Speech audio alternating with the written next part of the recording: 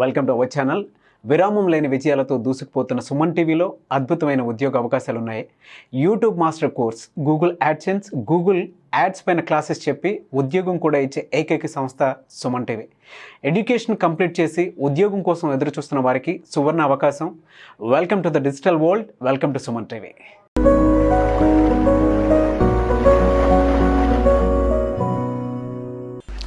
నమస్తే అండి, నా పేరు ప్రవీణ్ కుమార్. ఈరోజు స్పోకెన్ ఇంగ్లీష్ క్లాస్కి స్వాగతం. Please welcome back to our spoken English classes. ఈరోజు మనం కెన్ అండ్ కుడ్ ఈ వర్బ్స్ కోసం మనం నేర్చుకుందాం. కెన్ అంటే ఎబిలిటీ అంటే చేయగలిగే సామర్థ్యం. సో ఐ కెన్ అంటే నేను చేయగలను. సో ఆ ప్రక్రియలో మనం కెన్ అనే పదాన్ని వాడతాం. సో కెన్ అనేది ఇక్కడ లిస్ట్ చేసిన విధంగా మనం ఈ రకంగా వాడచ్చు. ఫస్ట్ థింగ్ వచ్చి ఎబిలిటీ అంటే చేయగలిగిన సామర్థ్యం. నెక్స్ట్ రిక్వెస్టింగ్, ఎదుటివాడిని రిక్వెస్ట్ చేయడం. రిక్వెస్టింగ్ ఏదైనా క్వశ్చన్ అడగాలన్నా ఏదైనా చెప్పాలన్నా రిక్వెస్టింగ్గా కెన్ వాడతాం. నెక్స్ట్ టేకింగ్ పర్మిషన్, ఏదైనా పర్మిషన్ తీసుకునేటప్పుడు కెన్ అనేసి మనం వాడతాం. నెక్స్ట్ గివింగ్ పర్మిషన్, ఎదుటి వాళ్ళకి మనం పర్మిషన్ ఇచ్చేటప్పుడు. అండ్ 5 పాసిబిలిటీ అంటే జరిగితే జరగచ్చు, లేకపోతే లేదు. అలాంటి సిచ్యువేషన్లో కూడా మనం కెన్ అనేది మనం యూజ్ చేస్తాం. సో ఇప్పుడు 5 సిచ్యువేషన్స్లో మనం కెన్ అనేది ఎట్లా మనం స్టేట్మెంట్స్ అనేది ఉపయోగిస్తామో will look into this.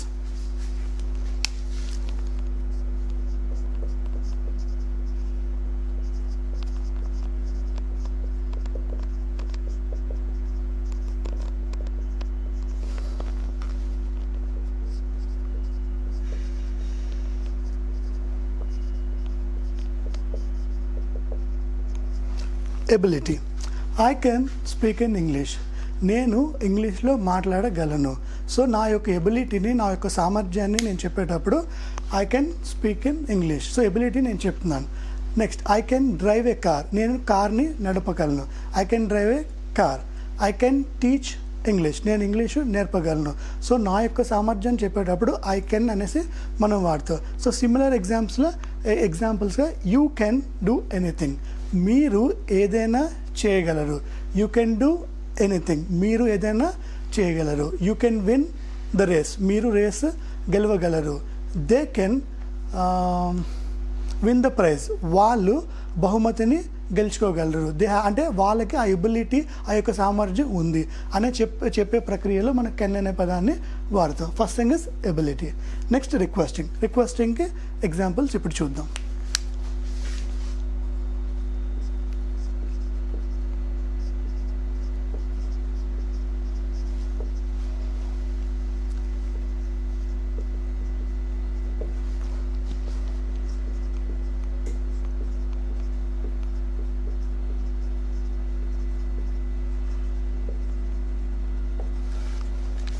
Requesting, can you please wait, మీరు దయచేసి వెయిట్ చేయగలరా. Can you please wait, so మీరు దయచేసి వెయిట్ చేయగలరా అనే సిచ్యువేషన్లో కెన్ యూ ప్లీజ్ వెయిట్ అనే స్టేట్మెంట్ని మనం ఉపయోగిస్తాం.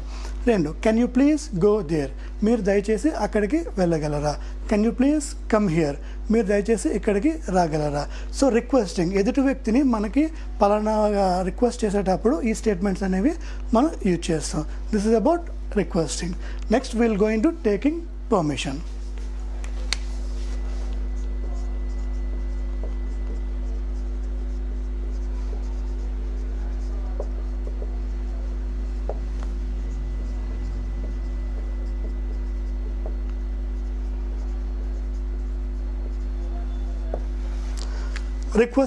Taking permission. Can I ask a question? Can I ask a question. So అంటే నేను క్వశ్చన్ అడగవచ్చా, సో నేను ప్రశ్న అనేది అడగవచ్చా. Can I ask a question. For example ఏదో స్టూడెంట్స్ ఇప్పుడు క్లాస్ చెప్తున్నప్పుడు సార్ వాళ్ళకి ఏదైనా డౌట్ వచ్చింది స్టూడెంట్కి, సో హ్యాండ్ రైజ్ చేసి sir can I ask a question. So class interrupt అవ్వకుండా పర్మిషన్ అడుగుతున్నట్టు అనమాట. Sir can I ask a question. So ఈ రకంగా మనం ఇది ఉపయోగించవచ్చు. Next can I sing a song, so నేను పాట పాడొచ్చా. Can I sing a song, so నేను పాట పాడొచ్చా. సో మనం రిక్వెస్ట్ చేస్తున్నాం, అంటే పాట పాడాలని ఉంది, సో పాట పాడొచ్చా లేదో మనకు తెలియదు. So can I sing a song, so అనేసి మనం అడుగుతున్నాం. Next giving permission.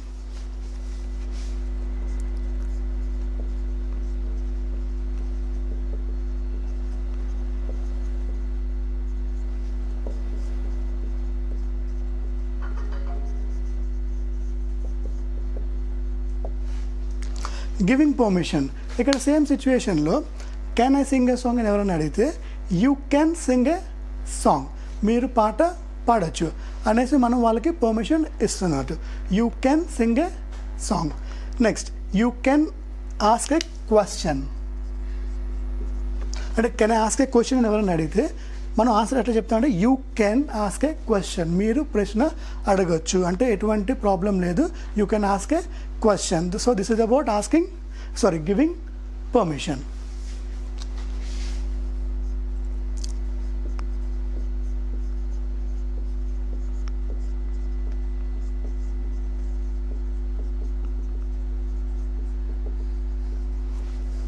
And possibility అంటే జరిగే అవకాశం ఉంది.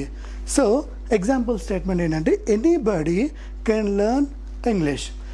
ఎవరైనా సరే ఇంగ్లీష్ అనేది నేర్చుకోగలరు. Anybody can learn English. So ఈ పాసిబిలిటీ ఉంది. సో ఎవరైనా సరే నేర్చుకునే అవకాశం ఉంది. సో అవకాశం లేదని ఎవరు చెప్పలేరు. ఎవరికి ఇంట్రెస్ట్ ఉంటే వాళ్ళు నేర్చుకోవచ్చు. సో ఈ పాసిబిలిటీ ఉంది కాబట్టి ఎనీబడీ కెన్ లెర్న్ ఇంగ్లీష్. ఈ పాసిబిలిటీని మనం చెప్పేటప్పుడు, ఈ స్టేట్మెంట్ మనం చెప్పేటప్పుడు సో కెన్ అనే పదాన్ని మనం ఉపయోగిస్తాం. సో ఒకసారి మనం రివైజ్ చేద్దాం. సో కెన్ అంటే ఎబిలిటీ, అంటే సామర్థ్యం. ఒక వ్యక్తి తాలూకు సామర్థ్యాన్ని చెప్పేటప్పుడు కెన్ అనే వర్బ్ని మనం వాడతాం. So first possibility, I can speak in English, I can speak in Spanish, I can drive a car, I can teach English. So ఈ రకంగా మన యొక్క ఎబిలిటీని చెప్పేటప్పుడు కెన్ అనేది వాడతాం. Next requesting, can you please wait here, can you please go they.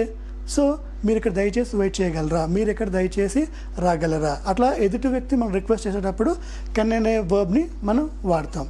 Next taking permission, ఎదుటి వ్యక్తికి మనం ఏదైనా పర్మిషన్ అడిగేటప్పుడు can I ask a question, can I sing a song. So నేను పాట పాడొచ్చా, నేను క్వశ్చన్ అడగొచ్చా. సో అలా అడిగేటప్పుడు మనం కెన్ అని చెప్పేసి మనం అడుగుతాం. And giving permission, you can Singh a song, మీరు పాట పాడవచ్చు, అంటే ఎటువంటి అభ్యంతరం లేదు, మీరు పాట అనేది పాడచ్చు.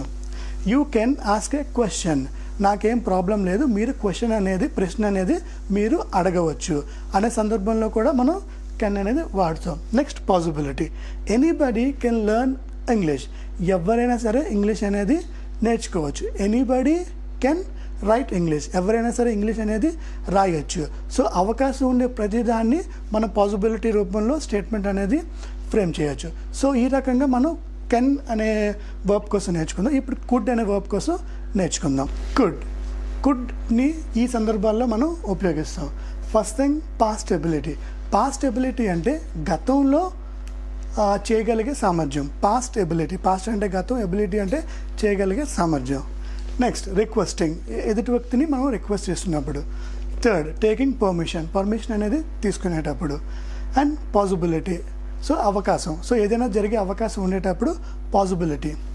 Next indirect speech. So indirect speech అంటే ఏంటంటే అతడు ఇలా అన్నాడు, ఆమె ఇలా అన్నది. సో అలాగా మనం మన ఎదుటి వ్యక్తితో వేరే వ్యక్తి ఇలా అన్నాడు అనే చెప్పే సందర్భంలో ఇండైరెక్ట్ స్పీచ్ అనేది మనం వాడతాం. అండ్ కండిషన్ అంటే ఇలా జరిగితే అలా జరుగుతుంది, ఇలా చేస్తే అలా చేస్తాను అనే సందర్భంలో మనం కుడ్ అనేది వాడతాం. ఒకసారి ఎగ్జాంపుల్స్ అనేది మనం చూద్దాం. Past ability, I could win the race, నేను రేస్ అనేది పందెం అనేది గెలవగలిగే వాడిని. అంటే పందెం అయిపోయింది, ఇతను ఓడిపోయాడో, ఇతను అసలు పందెంలో పార్టిసిపేట్ చేసాడో లేదో కూడా మనకు తెలియదు. I could win the race, so నేను రేస్లో గెలవగలిగేవాడిని అనే పాస్ట్ ఎబిలిటీ. గతంలో నేను ఇన్ కేస్ పార్టిసిపేట్ చేస్తే గెలిచేవాడిని, లేకపోతే ఆ రోజు నాకు ఒంట్లో బాగాలేదు, నాకు బాగుంటే గెలిచేవాడిని అనే చెప్పే సందర్భంలో ఈ స్టేట్మెంట్ వాడతాం. I could win the race. Next requesting, could you please wait for some time. మనం ఇదే స్టేట్మెంట్ని కెన్లో కూడా వాడాం. Can you please wait for some time or can you please wait. So could అనేది ఇంకొంచెం పొలైట్ విధంగా ఉంటుందన్నమాట. Could you please wait for some time, మీరు దయచేసి కాసేపు వెయిట్ చేయగలరా. ఫర్ ఎగ్జాంపుల్ మన బాస్ని కలడానికి ఎవరైనా వచ్చినా, లేకపోతే మన ఇంట్లో మన ఫాదర్ని ఎవరైనా కలడానికి వచ్చినా కూర్చోమని చెప్పడానికి could you please wait for some time, దయచేసి మీరు కూర్చోగలరా. సో అట్లా చెప్పేటప్పుడు మనం కుడ్ యూ ప్లీజ్ అనేది మనం యూజ్ చేస్తాం. Next taking permission, could I stop the class. For example నేను క్లాస్ చెప్తున్నాను, నాకు చిన్న బ్రేక్ కావాలి, ఏదో ఫోన్ కాల్ వచ్చింది, so what ever the situation might be. So నేను క్లాస్ అనేది మధ్యలో ఆపుదాం అనుకుంటున్నాను. Could I stop the class, నేను క్లాస్ అనేది మధ్యలో ఆపచ్చా అనేసి నేను పర్మిషన్ అనేసి మిమ్మల్ని అడుగుతున్నాను. Could I stop the class. Next possibility, anybody could speak in English. So ఇదే పాసిబిలిటీ మనం కెన్లో కూడా చెప్పుకున్నాం, anybody can speak in English. So same example, anybody could speak in English, ఎవరైనా సరే ఇంగ్లీష్ అనే మాట్లాడడం చేయొచ్చు. సో అంటే ఎవరు కూడా ఇంగ్లీష్ మాట్లాడవచ్చు అని ఎక్కడ కూడా రూల్ అనేది ఎక్కడ లేదు. So anybody could speak in English, so ఎవరైనా సరే మాట్లాడగలరు అనే సందర్భంలో మనం కుడ్ అనేది వాడతాం. Next indirect speech, he said that he could speak in Spanish. He said that, అతడు ఏం చెప్పాడంటే, హీ సెడ్ దట్ అంటే అతడు ఏం చెప్పాడంటే, he could speak in Spanish, అతడికి స్పానిష్లో మాట్లాడే సామర్థ్యం ఉందని అతను చెప్పాడు. సో అతను ఎవరికి చెప్పాడు? స్పీకర్కి చెప్తున్నాడు. అంటే స్పీకర్ ఇప్పుడు ఫర్ ఎగ్జాంపుల్ నేను మీతో మాట్లాడుతున్నాను, సో నేను మీతో ఏం చెప్తున్నానంటే, ఎవరో నా ఫ్రెండ్ పలానా వ్యక్తి ఇలా పలానా సందర్భంలో అన్నాడని నేను మీకు చెప్తున్నాను. సో ఈ స్టేట్మెంట్ చెప్పే వ్యక్తి ప్రజెంట్ కన్వర్జేషన్లో లేడు అతను. సో పలానా వ్యక్తి లేదంటే పలానా ఆమె ఇలా అన్నది అని చెప్పేసి నేను మీకు చెప్తున్నాను. He said that he could speak in Spanish. So ఈ సందర్భాల్లో మనం ఇట్లాంటివి మనం వాడచ్చు. Next conditions, if I were a bird I could fly in the air. నేనే కనుక పక్షిని అయితే నేను ఆకాశంలో ఎగరగలిగే వాడిని. అంటే condition, if I were a bird.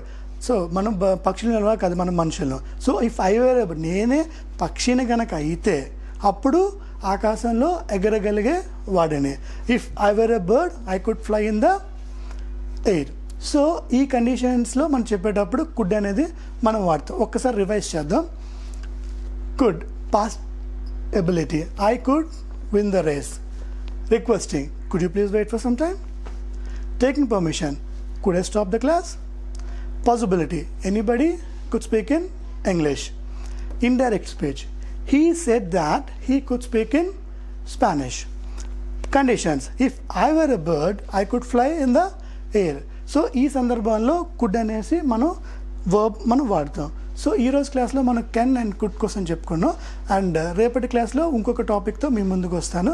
Thank you so much. I'm Praveen Kumar signing off.